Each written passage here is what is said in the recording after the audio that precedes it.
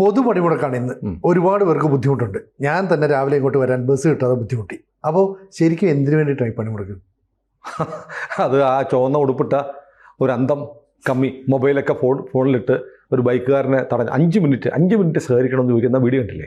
ഈ വീഡിയോ നമുക്ക് അല്ലെങ്കിൽ ആ വീഡിയോ കാണിക്കാം. എല്ലാത്തിനും 5 മിനിറ്റ് നിങ്ങളോട് പറയുന്നുള്ളൂ. ഈ സമരത്തോട് അനുകൂലിക്കണം. കിട്ടുന്നില്ലേ? ഈ സമരത്തോട് അനുകൂലിക്കണം. എന്തിനു വേണ്ടി നമ്മൾ നടത്തുന്നത് അറിയില്ല. മനോരമ ന്യൂസ് കാണിച്ചാണ്.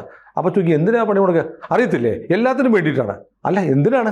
അപ്പോൾ പെട്ടെന്ന് ഒരു പാട്ട്, ആ പാട്ടോ ഇപ്പൊ വരാം എന്ന് സഖാവ് മുങ്ങി എന്നെ വിളിച്ചോ എന്ന് ചോദിച്ച് ഒരു സിനിമയിൽ പോകുന്നത് പോലെ. ആർക്കും അറിയില്ല പണിമുടക്ക്. വർഷാവർഷം ഒരാചാരം പോലെ കൊണ്ട് നടക്കുന്ന പണിമുടക്ക്. എന്ത് പണിമുടക്ക്? വെറും പണിമുടക്കൊന്നും അല്ല കേട്ടോ, ദേശീയ പണിമുടക്ക. ഡൽഹി സ്തംഭിച്ചു, മഹാരാഷ്ട്ര വിറങ്ങലിച്ചു, ബാംഗ്ലൂർ, കർണാടക നിശ്ചലമായി, തമിഴ്നാട് നിശ്ചലം, ഹരിയാന നിശ്ചലം, ഇന്ത്യയിലെ എല്ലാ സംസ്ഥാനങ്ങളും അങ്ങ് സ്തംഭിച്ച് നിൽക്കുകയാണ്. എന്തൊരു പണിമുടക്കം! കേരളം എന്ന് പറയുന്ന ഇട്ടാവട്ടത്തിൽ നടന്നൊരു പണിമുടക്കം. ഇപ്പം ഞാനിപ്പോൾ നിസ്കാരത്തരമ്പുള്ളൊരു സഖാവ് വന്നിട്ട് ഒരു മാളിൽ, റിലയൻസിൻ്റെ മാളിൽ കയറിയിട്ട് പറയുന്നത് കേട്ടില്ലേ? നിങ്ങളോടല്ല എതിർപ്പ്, അംബാനിയോടാണ്. ആ ചേട്ടൻ്റെ കയ്യിരിക്കുന്ന മൊബൈലിൽ കിടക്കുന്ന സിം അംബാനിയുടെയാണ്. എന്തൊരു മോക്കറിയാണ്, വിരോധാഭാസമാണ്. നമ്മൾ ഈ റഷ്യയിൽ നമ്മൾ മറ്റേ ക്രൂഡ് ഓയിൽ മേടിക്കുന്നത് അല്ലേ? അതെ. അത് നമ്മൾ ക്രൂഡ് സംസ്കരിച്ച് ഇവിടെ കൊണ്ടുവന്ന് വിൽക്കുന്ന എത്ര രൂപയ്ക്കാ? 100 രൂപയ്ക്ക്. 100 രൂപയ്ക്കാ ലിറ്ററിന്. 1 ലിറ്ററിന്. 1 ലിറ്റർ വെളിച്ചെണ്ണയ്ക്ക് എത്രയാണെന്നറിയോ? 400. കേരള സർക്കാർ ഉണ്ടാകുന്ന കേര വെളിച്ചെണ്ണയ്ക്ക് 400 രൂപയാണ് വില. 100 രൂപ അല്ലെങ്കിൽ 105 രൂപയാണ് പെട്രോളിന് വില. അതിൽ 5 രൂപയോളം പിണറായി വിജയൻ്റെ വക കൊള്ളയാണ്. ഈ കേരളത്തിൽ കിട്ടുന്നതിനേക്കാൾ കുറഞ്ഞ വിലയ്ക്ക് പെട്രോൾ കർണാടക മുതൽ അങ്ങോട്ട് കിട്ടും. കാരണം കേരളം അധിക നികുതി ഇളവ് കൊടുത്തിട്ടില്ല, അധിക സെസ്സും ഈടാക്കിയിട്ടുണ്ട്. 2 രൂപ സെസ്സുണ്ട്, പിന്നെ കേന്ദ്രം അനുവദിച്ച നികുതി ഇളവ് നടപ്പാക്കിയിട്ടില്ല. അപ്പോൾ വെളിച്ചെണ്ണയ്ക്ക് 400 രൂപയാണ് കേരളത്തിൽ എന്തിനാണ് വില കൂടാത്തത്? ഇപ്പം ഈ സമരത്തിൻ്റെ അജണ്ട എന്താണ്? ആർക്കെതിരെയാണ്? കേന്ദ്ര സർക്കാരിനെതിരെയാണ് സമരം. എന്താ കേന്ദ്ര സർക്കാർ ഇപ്പോൾ എന്തോ ചെയ്തു? ഇവരെ മാന്തിയോ പിച്ചിയോ? അപ്പോൾ സത്യത്തിൽ കേരളത്തിൽ വെളിച്ചെണ്ണയ്ക്ക് 400 രൂപയായത് എന്തുകൊണ്ട്? അരിക്ക് 80 രൂപ അടുത്ത് വരെ വിലയുണ്ട്. ആയത് എന്തുകൊണ്ട് എന്ന് ചോദിക്കണ്ടേ ഈ സമരത്തിൻ്റെ കൂടെ? ജനങ്ങളെ ദുസ്സഹമാക്കുന്ന വിലക്കയറ്റം ഈ സമരത്തിന് പൊതു പണിമുടക്കത്തിന് കാരണമാണ്. പിന്നെ ഈ പണിമുടക്കിൻ്റെ ഒരു സ്വഭാവം കണ്ടോ? ഇപ്പോൾ രാവിലെ മുതൽ സമരത്തിൻ്റെ സ്വഭാവം മാറാണ്. കൊല്ലത്തോ മറ്റോ മീൻ വിൽക്കുന്നവരുടെ മീനിനകത്ത് മണ്ണെണ്ണ ഒഴിക്കുന്നു. അപ്പോൾ മണ്ണെണ്ണ കിട്ടാനില്ല അല്ലേ? സഖാക്കൾക്ക് ഇഷ്ടം പോലെ മണ്ണെണ്ണയുണ്ട്. അപ്പോൾ നോക്കൂ, പഴയ ബന്ധുക്കളുടെ സ്വഭാവത്തിലേക്ക് ഒരു പോസ്റ്റ് ഓഫീസ് ജീവനക്കാരൻ പുറത്തിറങ്ങിയപ്പോൾ അയാളുടെ മുതുക് തിടിച്ചു. ഇപ്പോൾ TV കാണിക്കുന്ന മൂവാറ്റുപുഴയിലൊരു ബസ്, KSRTC ബസ്സിനെ കല്ലെറിഞ്ഞു. ഒരു മാധ്യമ പ്രവർത്തകൻ, പ്രാദേശിക ക്യാമറമാനെ മറ്റാണ് അത് ഷൂട്ട് ചെയ്തു. ഉടനെ അവനെ പിടിച്ചടിച്ചു. അപ്പോൾ കുറേ കാലമായി ഈ ഹർത്താൽ ബന്ദിൻ്റെ പേരിലുണ്ടായിരുന്ന അക്രമങ്ങൾ പതുക്കെ വീണ്ടും തലപൊന്തി വരികയാണ്. സിനു എന്താ പറയാമെന്ന്? അതായത് ഇപ്പം എന്തിനാണ് ഈ ഹർത്താൽ എന്ന് ചോദിക്കുമ്പോൾ മറുപടി പറയാൻ ഈ സമരത്തിന് ഇറങ്ങുന്നവർക്ക് പറ്റില്ല. ഇപ്പം DA കുടിശ്ശിക, കേന്ദ്ര സർക്കാർ DA എല്ലാം കൊടുക്കുന്നുണ്ട്, എല്ലാ വർഷവും കൊടുക്കുന്നുണ്ട്. സർക്കാർ അവിടെ പെൻഡിങ് വെച്ചേക്കാണ്. അപ്പം കൊടുക്കേണ്ടതൊക്കെ സംസ്ഥാന സർക്കാരാണ്. പക്ഷേ കേന്ദ്ര സർക്കാരിന്റെ നയങ്ങൾക്കെതിരെയാണ് സമരം എന്ന് പറയുന്നത്. കേന്ദ്ര സർക്കാരിന്റെ നയം എന്താണ്? കാരണം ഇവിടെ പെൻഷൻ കൊടുക്കാത്ത ഈ സർക്കാരാണ്. മേരിക്കുട്ടിമാർക്ക് പെൻഷൻ കൊടുക്കാത്ത സർക്കാർ. ഈ ഇലക്ഷൻ വരുമ്പോൾ കിറ്റപ്പൻ ദൈവം കിറ്റുമായിട്ട് വരും.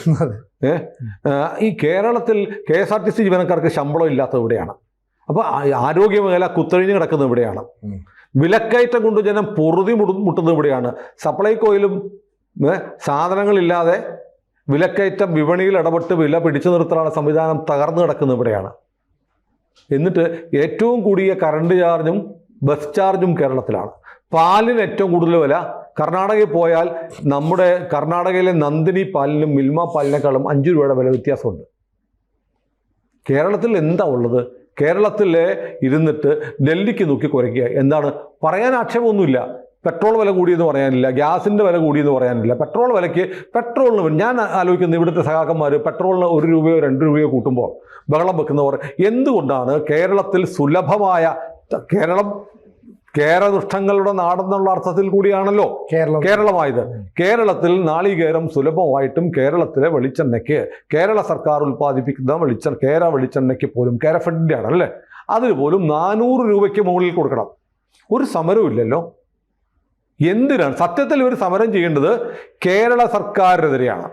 പിന്നെ ഈ സമരത്തിൻ്റെ സ്വഭാവം എന്ന് പറഞ്ഞാൽ ഈ ബന്ദ് എന്ന പേരിൽ എന്തൊരു ഗുണ്ടായുസമായിരുന്നു.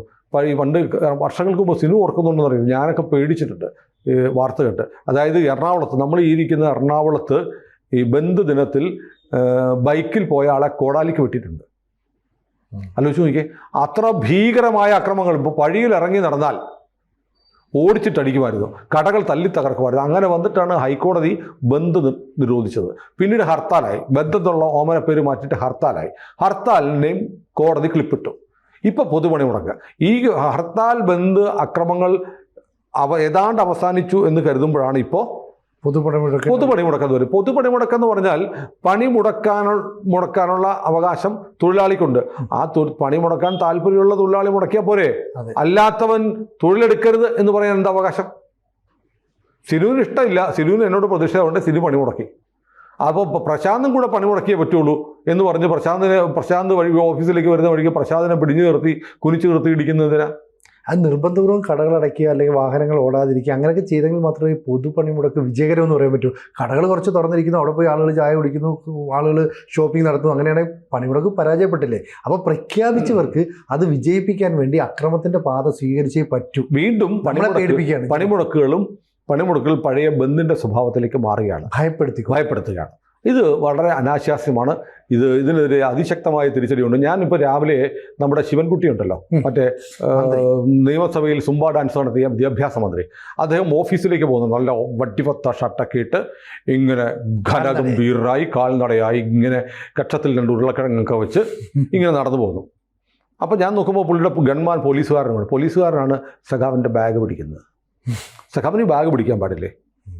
പോലീസുകാരൻ അവൻ്റെ പണി ചെയ്യുന്നുണ്ട്, പോലീസുകാരൻ്റെ പണിയെടുക്കാൻ പറ്റത്തില്ല. ഓവർ പണി കൂടെ ചെയ്യുക. ഏതാണ്? മന്ത്രിയുടെ ഭാണ്ഡം ചുമക്കുന്ന പണി കൂടെ. അപ്പോൾ പോലീസുകാരൻ ഇന്ന് ഡബിൾ പണിയാണ്. ഒന്ന് പോലീസുകാരൻ്റെ പണിയും പിന്നെ മന്ത്രിയുടെ പെട്ടി ചുമക്കൽ പണിയും. കമ്മ്യൂണിസ്റ്റ് മന്ത്രിമാർക്കെങ്കിലും കൂടെ പോകുന്ന ബാഗ് ഒന്ന് പിടിച്ചുകൂടെ? അപ്പോൾ എന്താ ഇവരുടെ മുതലാളിത്ത ഭാവം? അപ്പോൾ ദാസ്യവൃത്തിയെ വീണ്ടും പ്രോത്സാഹിപ്പിക്കുന്ന എന്നെ സേവിക്കുന്നവർ എൻ്റെ ദാസന്മാരാണെന്ന് കൊണ്ടു നടക്കുന്ന കൾച്ചർ ഉള്ളതുകൊണ്ടാണ് ശിവൻകുട്ടി അയാളുടെ ബാഗിനകത്ത് എന്ത് ഭണ്ഡാരമാണുള്ളതെന്ന് അറിയത്തില്ല. എന്തായാലും സർക്കാർ ഫയലൊന്നുമില്ല, ഇത് വായിക്കാനൊന്നും അറിയത്തില്ലല്ലോ. ഏതായാലും അതും കൊണ്ടുപോയി അത് ഈ പോലീസുകാരെ കൊണ്ട് പിടിപ്പിച്ചുകൊണ്ട് പോവാണ്. എത്ര ലജ്ജാകരമാണ്. ഒരു കമ്മ്യൂണിസ്റ്റ് മന്ത്രിയാണ്, സ്വന്തം ബാഗ് കൈകൊണ്ട് പിടിക്കാൻ പോലും ലജ്ജയുള്ള, അവമതിയുള്ള, മനസ്സില്ലാത്ത ഒരു മന്ത്രി. അയാളുടെ പാർട്ടി കേരളത്തിലെ മറ്റുള്ള ജനങ്ങൾ പണിയെടുക്കരുതെന്ന് പറയുന്നു. തൊഴിലാളി വർഗ പാർട്ടിക്ക് പണിയെടുക്കരുതെന്ന് സ്വന്തം ആളുകളോട് പറഞ്ഞാൽ പോരെ?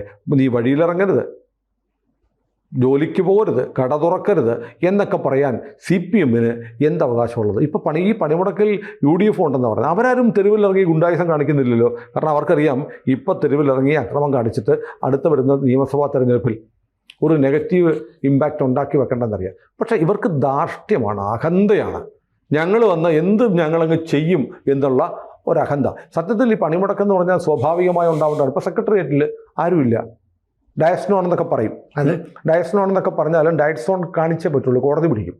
അതുകൊണ്ട് ജോലി വരാത്തവർക്ക് ഡയസ്നോൺ പിന്നീട് വേറൊരു തരത്തിൽ അത് വകവെച്ചു കൊടുക്കും. ഇപ്പം ഗതാഗത മന്ത്രി എന്ന് പറയുന്നത് ഞങ്ങൾ KSRTC ബസ്സെല്ലാം നിരത്തിലിറക്കും, എന്നിട്ട് KSRTCയിലാണ് ആദ്യം ഡയസ്നോൺ പ്രഖ്യാപിച്ചത്. ഇതൊക്കെ കേട്ടിട്ട് ഹെൽമെറ്റും ഒക്കെ ധരിച്ച് ഇന്നൊരു KSRTC ഡ്രൈവർ ബസ് ഓടിച്ചു പോവാം. ആ ബസ്സിന് നേരെ കല്ലെറിഞ്ഞു, അത് തടഞ്ഞു.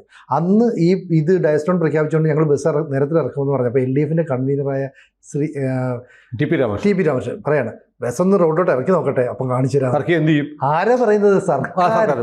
അത് ഇടത് സർക്കാരിൻ്റെ കൺവീനർ അല്ല, ഇടതുമുന്നണിയുടെ കൺവീനർ പറയാണ് ഇടത് സർക്കാരിൻ്റെ മന്ത്രി ബസ് നിരത്തിലിറക്കിയാൽ തല്ലിപ്പൊളിക്കുന്നത്. അല്ലാതെ അങ്ങനെ അത് പണിമുടക്കല്ലല്ലോ, പണി മുടക്കിക്കലല്ലേ? അതെ, അല്ലേ? നിർബന്ധപൂർവം സമരങ്ങളിൽ സ്വമേധയാ ആളുകൾ പങ്കെടുക്കണം. ഇപ്പം നിങ്ങൾ പറയുന്ന ഈ കള്ളം പറഞ്ഞ് തോക്കിനകത്തൂടെ മുതിരയെ വരത്തുള്ളൂ, അതുകൊണ്ട് ഇറങ്ങിക്കുമെന്ന് പറഞ്ഞു ആളുകളെ പറ്റിച്ച് പുന്നപ്പുറം എല്ലാവർക്കും കൊണ്ടുപോയി. ഈ വ്യാജ പ്രചാരണം കേട്ട് ചതിക്കപ്പെട്ട പാവപ്പെട്ട കൃഷിക്കാരും കർഷക തൊഴിലാളിയും വന്ന് തോക്കിന് മുന്നിൽ നിന്ന് വിരിമാറിൽ വെടികൊണ്ട് ചത്തു. നേതാക്കന്മാരെല്ലാം സുഖമായി ഒളിവിൽ കഴിയുമായിരുന്നു. ഒറ്റ നേതാവും പുന്നപ്പുറം വയലാർ സമരത്തിൽ മരിച്ചില്ല, ഒറ്റ നേതാവും മരിച്ചില്ല. നൂറുകണക്കിന്, എത്ര എണ്ണം ഒന്നും പോലും അറിയത്തില്ല. പാവപ്പെട്ട തൊഴിലാളി മരിച്ചു. പാവം ഈ തൊഴിലാളി സ്വമേധയാ വന്നതാണ്. ദേശീയ സ്വാതന്ത്ര്യ സമരം ജനങ്ങൾ സ്വമേധയാ വന്നതാണ്. അപ്പോൾ ഇത്തരം പണിമുടക്കങ്ങളിൽ സ്വമേധയാ ആളുകൾ വരണം. കാരണം അവനെ ബാധിക്കുന്ന വിഷയങ്ങളാണെന്ന് ബോധ്യപ്പെട്ടവരും. അല്ലാതെ ആരും പണിമുടക്കിനെ സഹായിക്കുന്നില്ലെങ്കിൽ ഞങ്ങളെ സഹായിക്കാത്തതിൻ്റെ ഫ്രസ്ട്രേഷൻ തീർക്കാൻ വേണ്ടി നിൻ്റെയൊക്കെ മണ്ടയടിച്ച് പൊട്ടിക്കും എന്ന് പറയുന്ന CPM-ന്റെ പഴയ ഗുണ്ടായുസം വീണ്ടും കയ്യിലെടുത്താൽ ജനങ്ങൾ ഇവന്മാരെ ഓടിച്ചിട്ട് തല്ലും. ആത്യന്തികമായിട്ടൊരു കാര്യം കൂടെ പറയട്ടെ. ഇതൊക്കെയാണെങ്കിൽ ഇപ്പോൾ സ്കൂളുകളില്ല, വിദ്യാഭ്യാസ സ്ഥാപനങ്ങൾ, ഓഫീസുകൾ, കടകളൊന്നും പ്രവർത്തിക്കുന്നില്ല. ഇതുമൂലം ഉണ്ടാകുന്ന നമ്മുടെ സംസ്ഥാനത്തിൻ്റെ സാമ്പത്തിക നഷ്ടം എത്രയായിരിക്കും? ഒരു ദിവസം നമ്മുടെ സംസ്ഥാനം പണിമുടക്കിയാൽ എത്ര കോടിയുടെ നഷ്ടം ഉണ്ടാകും? അതിനെക്കുറിച്ച് എന്താ ആരും ചിന്തിക്കാത്ത? ആകെ നനഞ്ഞ കുളിരത്തില്ല. സർക്കാരിൻ്റെ വല്ലതും ഉണ്ടോ? നനഞ്ഞ് കഴുക്കോൽ വരെ പണയം വെക്കാനിരിക്കുന്ന സർക്കാർ. പക്ഷെ വേറൊരു കാര്യം, ഇപ്പോൾ സിനു പറഞ്ഞ കാര്യമില്ല, KSRTC ബസ്സിന് കല്ലെറിഞ്ഞു. ഇപ്പോൾ KSRTC പരാതി കൊടുക്കുമോ? ഇല്ല. പരാതി കൊടുക്കണമല്ലോ. പരാതി കൊടുക്കണം, കേസാവണം. കേസായി കഴിഞ്ഞാൽ പൊതുമുതൽ നശിപ്പിച്ചതിന് അറസ്റ്റ് ചെയ്യണം. കേരളത്തിൽ നിയമമുണ്ട്. ആ സമരത്തിന് ആഹ്വാനം ചെയ്ത് അവിടുത്തെ നേതാക്കന്മാരെ അറസ്റ്റ് ചെയ്യണം. നഷ്ടപരിഹാരം അവരുടെ അറസ്റ്റ് ചെയ്താൽ ജാമ്യം കിട്ടണമെങ്കിൽ നഷ്ടപരിഹാരം കോടതിയിൽ കെട്ടിവെച്ചാലേ ജാമ്യം കിട്ടത്തുള്ളൂ. സിനു കരുതുന്നുണ്ടോ ഈ KSRTC ബസ്സിന് കല്ലെറിഞ്ഞതിൻ്റെ പേരിൽ CPM-ന്റെ നേതാക്കൾക്കെതിരെ കേസ് ചെയ്ത് അറസ്റ്റ് ചെയ്യുമെന്ന് കരുതുന്നുണ്ടോ? ഇല്ല. ഇല്ല. അപ്പോൾ പിന്നെ പൊതുമുതൽ നഷ്ടപ്പെട്ട ഇവന്മാർക്ക് എന്ത് ചെയ്താൽ നമ്മുടെ കാശ്? ഇതാണ് അവസ്ഥ. സമരം എന്ന് പറയുന്നത് ജൈവികമായി ഉണ്ടാവേണ്ട, ജനങ്ങളുടെ ആവശ്യത്തിൽ നിന്ന് ഉയർന്നു വരേണ്ട ഒന്നാണ് സമരം.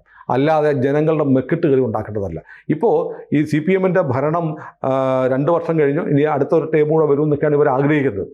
അപ്പോൾ 2ാം വർഷമായപ്പോൾ ഹൈക്കോടതിയുടെ വിലക്ക്, ബന്ദിനോടും ഹർത്താലിനോടുള്ള ജനങ്ങളുടെ വിപ്രതിപത്തി, അതിനോടുള്ള രോക്ഷമൊക്കെ അവഗണിച്ച് പഴയ പോലെ ഗുണ്ടായിസം കാണിച്ച് തെരുവിലിറങ്ങി കയ്യൂക്ക് കൊണ്ട് ആളുകളെ നേരിട്ട് ബന്ദുകളും സമരങ്ങളും പണിമുടക്കിൻ്റെ രൂപത്തിൽ വീണ്ടും കൊണ്ടുവരാനുള്ള ഒരു ശ്രമമാണ് ഇപ്പോൾ CPM നടത്തുന്നത്, CITU നടത്തുന്നതെന്ന് പറയേണ്ടി വരുന്നത്. വളരെ ലജ്ജാകരമാണ്. ഇതിനെ വലിയ വില ഈ പാർട്ടി കൊടുക്കേണ്ടി വരും. കൂടുതൽ വാർത്തകളും വിശേഷങ്ങളും നിങ്ങളിലേക്ക് എത്താൻ ABC മലയാളം സബ്സ്ക്രൈബ് ചെയ്യുക, ബെൽബട്ടനും അമർത്തുക.